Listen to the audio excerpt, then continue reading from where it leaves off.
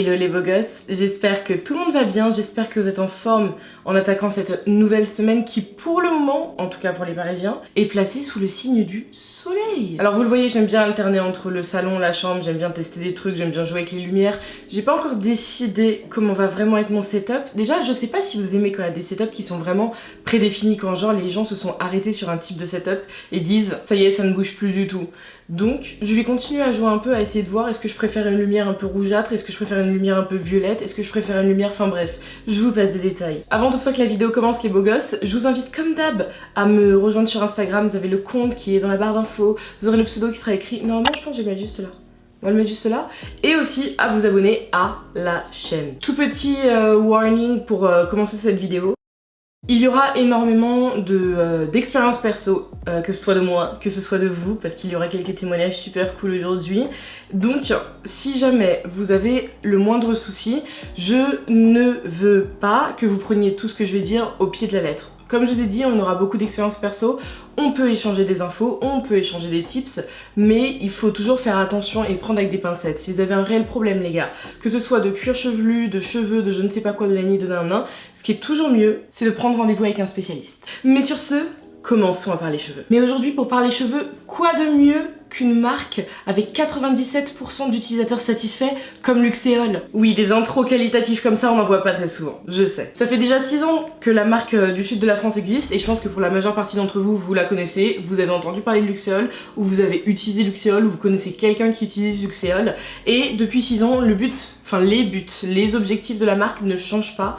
On est vraiment sur une ligne droite pour offrir des solutions à tous les types de problèmes, proposer des produits safe, efficace et pour une très grande majeure partie fabriquée en France. Que vous ayez en fait mes BG, chute de cheveux, problème de croissance, justement ce dont on va parler aujourd'hui, c'est pour ça que Luxéol tombait à point nommé dans la discussion.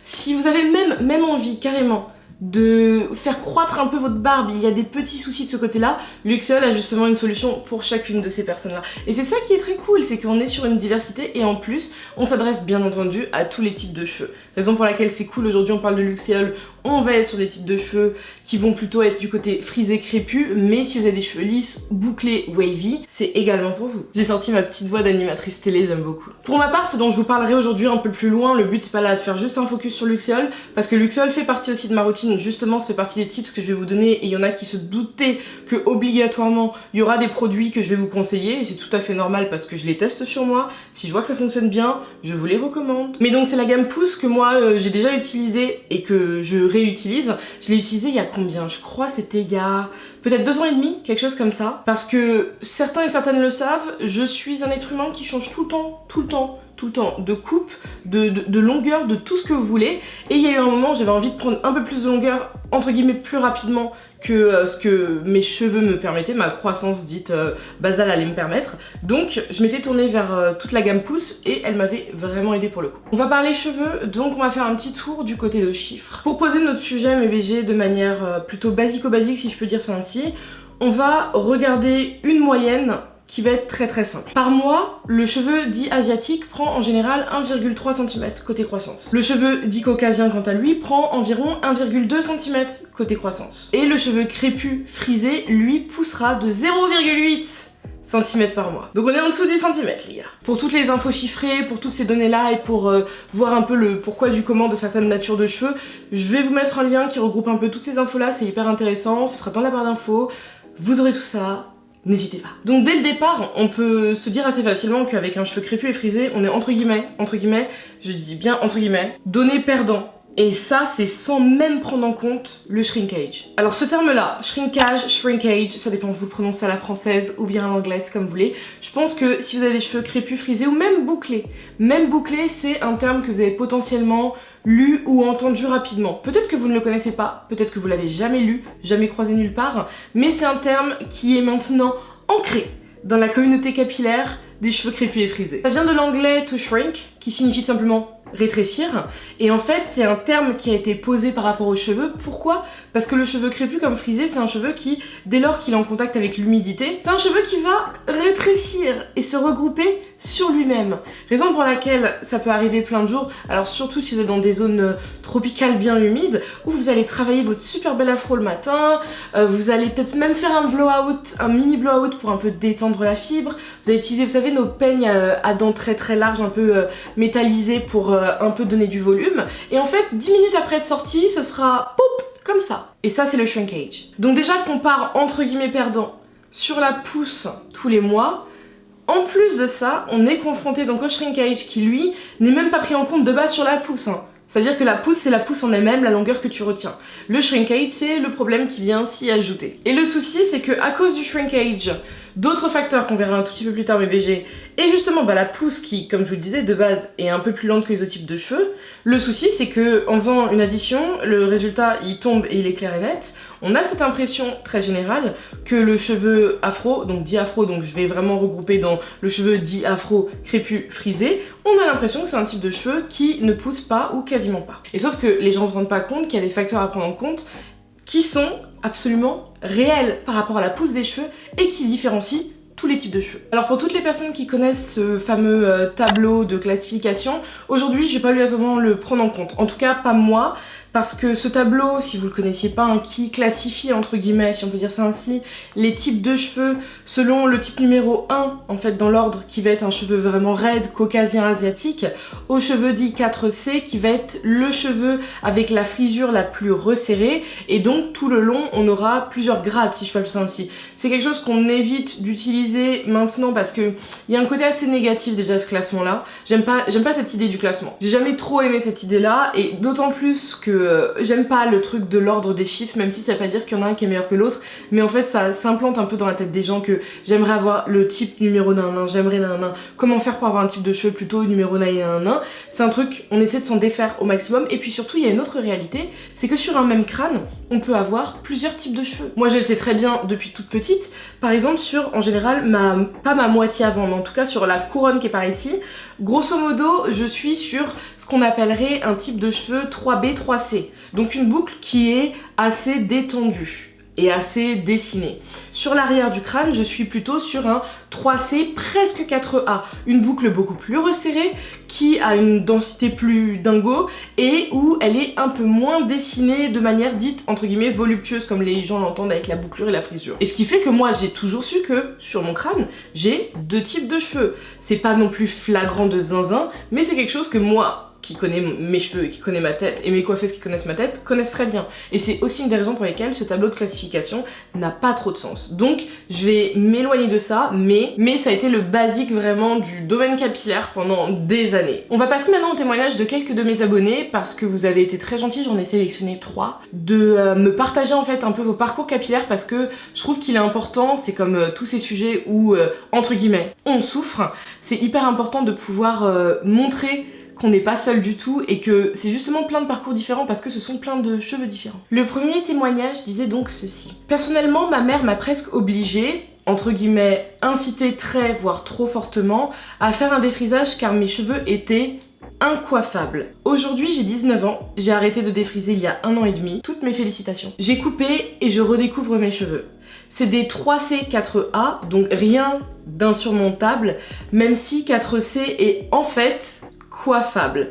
Le souci, c'est que j'avais pas des cheveux lisses. Voilà mon témoignage, si ça peut servir, mais personnellement, pas de vrai souci de pouce, juste mon petit coup de gueule capillaire. Alors ce combat-là, le combat du défrisage, c'est quelque chose dont on parlera plus tard. J'ai été très vindicative pendant assez longtemps par rapport à ce sujet-là, il y en a qui doivent le savoir, parce que j'ai la chance de ne jamais avoir été défrisée par ma maman qui m'a en fait forcée depuis toute petite à accepter mes cheveux comme ils sont parce que ce sont mes cheveux, et même s'il y a eu plus d'une phase où j'aurais préféré qu'ils changent, qu'ils ne soient pas ainsi, ça m'a aussi forcé en fait à les aimer parce que j'avais pas d'autre choix, et aujourd'hui c'est pour ça que la relation que j'ai avec mes cheveux est, je pense, aussi saine que ça. C'est un combat assez réel justement, et c'est un souci aussi dans la communauté des personnes aux cheveux crépus et frisés avec les soucis de pouce, parce que un cheveu défrisé très souvent est un cheveu qui va finir par devoir être coupé, ou en tout cas, on doit s'en occuper encore plus. Et c'est un souci aussi dans les discussions de pouces, dans tous ces sujets-là.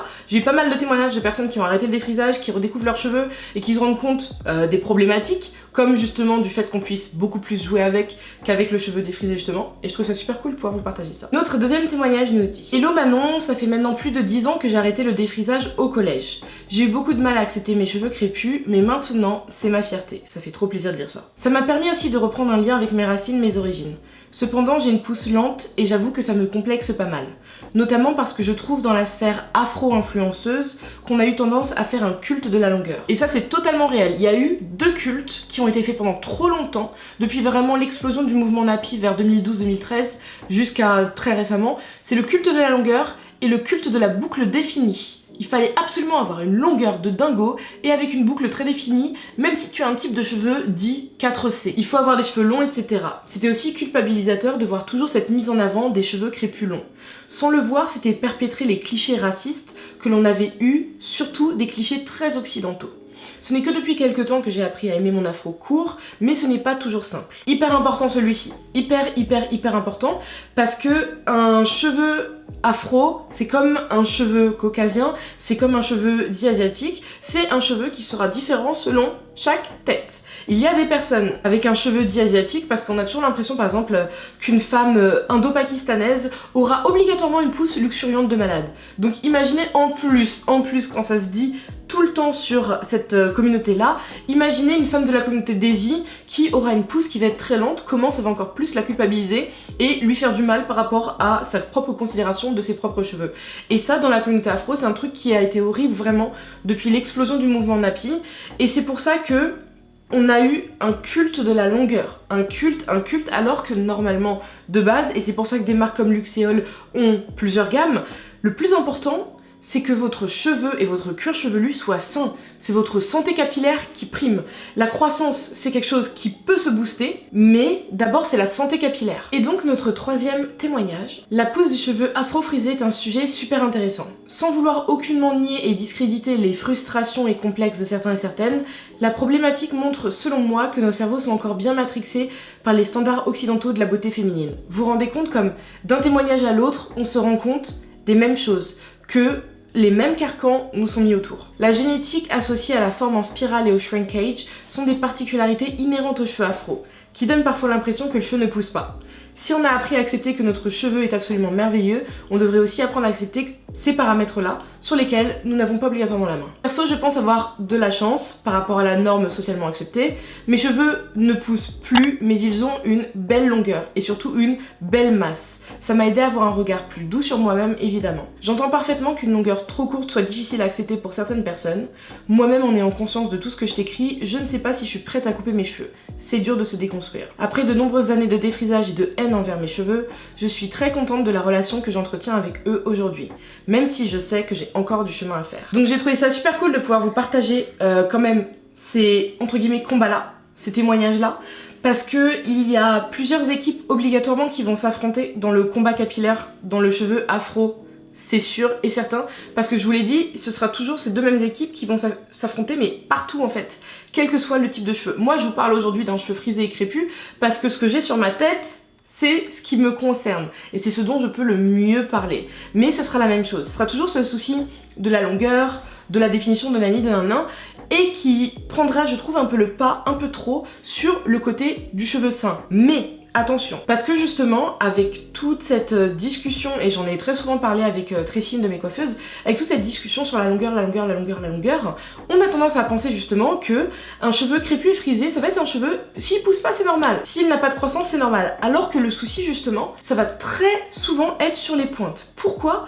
Parce qu'on a un type de cheveux où on voit beaucoup moins, vous savez, les fourches et ces choses-là, parce que c'est un type de cheveux qui tombe le moins sur nos épaules. C'est soit j'aurai mon afro comme ça, soit j'aurai mes coiffures dites protectrices comme j'ai là, ou des braids ou je ne sais pas quoi. Donc on verra beaucoup moins nos fourches qu'une personne par exemple aux cheveux wavy ou lisses, qui les auront vraiment sur eux et qui pourront juste faire ça et regarder leurs pointes toute la journée. Et il y a tout ce truc qui fait, je ne sais pas pourquoi, que dans la communauté afro, on pense que on a beaucoup moins besoin de se couper les pointes, ces choses-là. Et c'est le souci qui va aussi chez beaucoup de personnes créer un manque de pousse, un manque de croissance, parce qu'on a un manque de connaissance du cheveu, un manque d'entretien de celui-ci, un manque de produits adaptés. Alors là les BG, on va faire un tour du côté plus de mon histoire capillaire. Parce que depuis que j'ai le contrôle de mes cheveux, je passe mon temps à les couper, les tresser, les colorer, les décolorer, à faire un peu tout et n'importe quoi.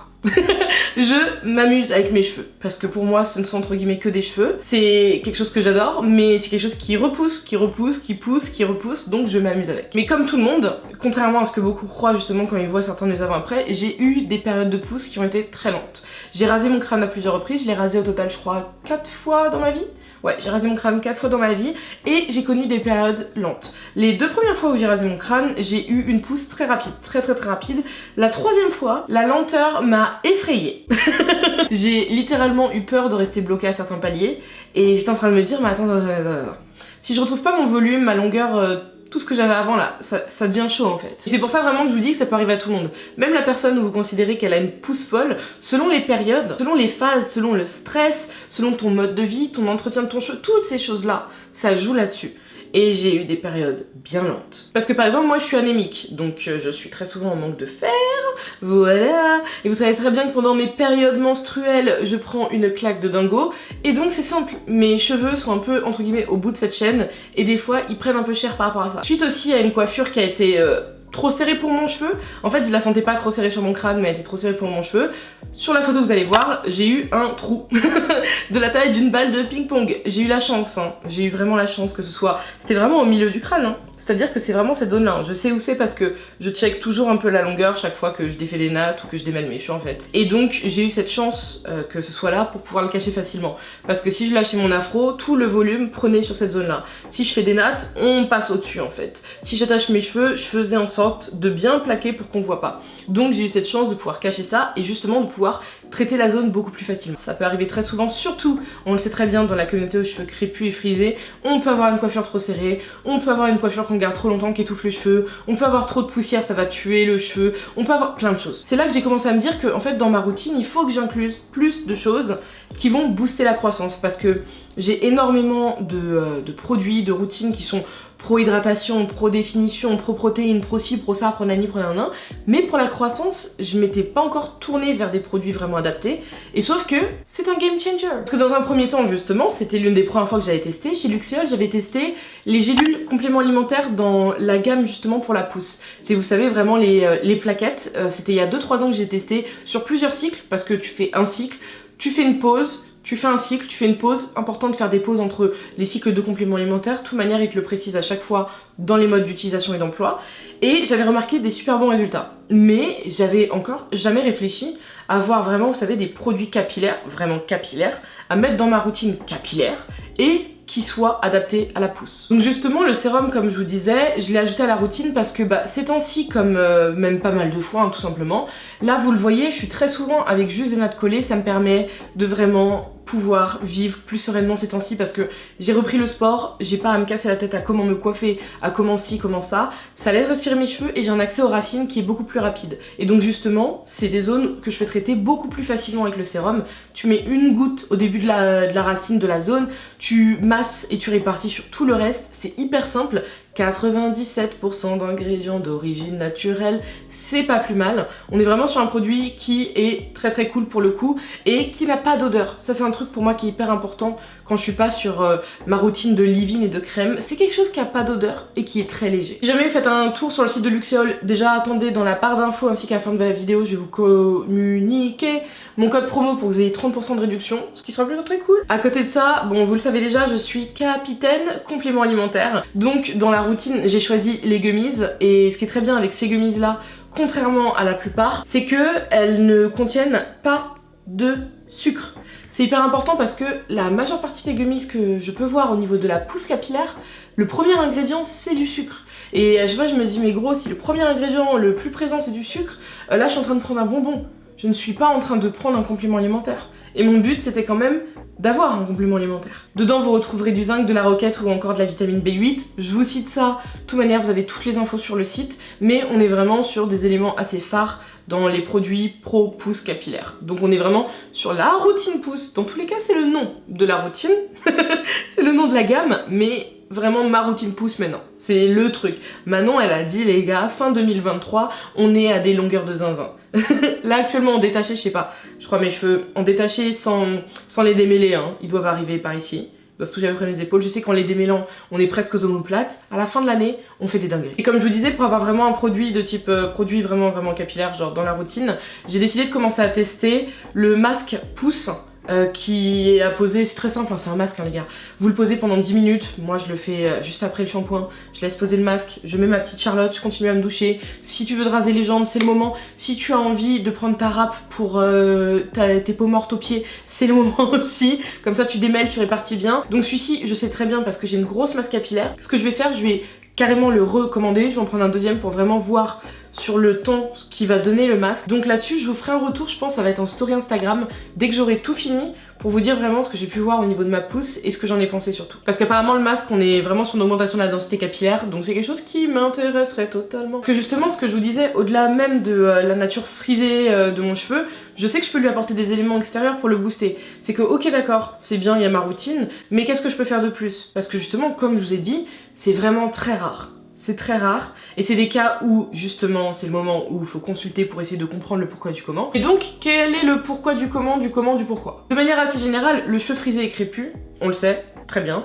il est vu comme un peu plus fragile. Et c'est quelque chose qui touche et impacte sa pousse. Un cheveu qui va justement, mes BG, être dit fragile, ce sera un cheveu qui méritera beaucoup plus de soins. Je pense qu'on est d'accord. Je suis pas censée vous apprendre grand chose, mais est-ce que vous l'apportez à vos cheveux justement, ce soin-là? Vraiment, soyez honnête. Parce que les produits chimiques à outrance, que ce soit, et pourtant je suis une adepte des colorations, hein. Coloration, décoloration, le pire du pire, je suis désolée, défrisage, on sensibilise la fibre, obligatoirement. Et donc derrière, quand tu sensibilises une fibre, quand tu la dénatures même, on a un impact qui sera réel sur ce cheveu-là. Donc est-ce que derrière ça, après avoir fait ces choses-là, est-ce que vous faites attention à la routine que vous devez adapter? Parce que justement, on doit se concentrer sur plus de soins, mais aussi il y a des choses sur lesquelles on doit se concentrer, c'est par exemple ne pas faire trop de manipulations chimiques. Par exemple, pour les défrisages, au lieu des personnes qui vont vous dire toutes les 4 semaines, faites-le toutes les 8 semaines s'il vous plaît. Pour les colorations, au lieu pareil, toutes les 4-5 semaines, on va faire toutes les 8-9 semaines. Le plus vous allez espacer, le plus vous allez laisser du temps à votre cheveu d'aller mieux. Mais surtout, encore une fois, n'oubliez pas que derrière, il faut que vous ayez une routine. Je parlerai même pas de la routine de vie, du fait de faire du sport, de manger équilibré, de boire suffisamment d'eau, je parlerai même pas de ça, parce qu'on est censé avoir ça en base, avant tout, mais il faut que vous ayez la bonne routine capillaire. Bah, la meilleure manière, c'est de tester, c'est de jouer avec vos cheveux et de voir ce qui leur convient le mieux en fait. Mais parce que cette hydratation, je vais pas non plus lancer la pierre, hein, elle est quand même primordiale pour le cheveu crépus et frisé. Pourquoi?